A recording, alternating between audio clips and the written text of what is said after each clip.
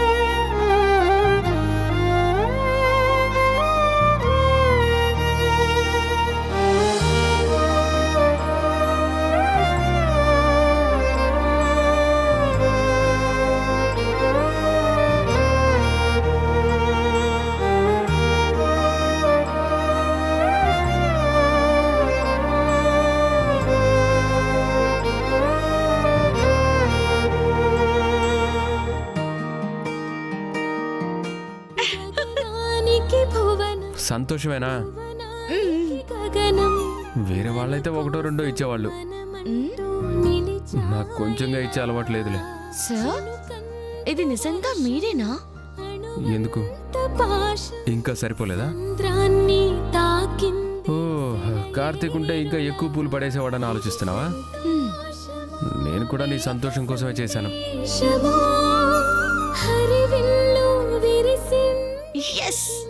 డౌటే లేదు, ఇది పక్కా లవ్వే.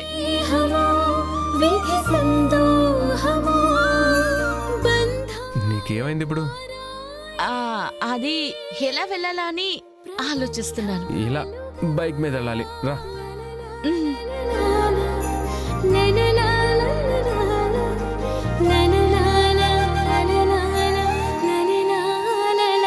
ఇక్కడి నుంచి తిరిగి హైదరాబాద్ వెళ్లే లోపు మీ అంతటా మీరే ప్రపోజ్ చేయడం, ఇక్కడున్న చెట్లు మొక్కలు పువ్వులు అన్నీ చూస్తాయి.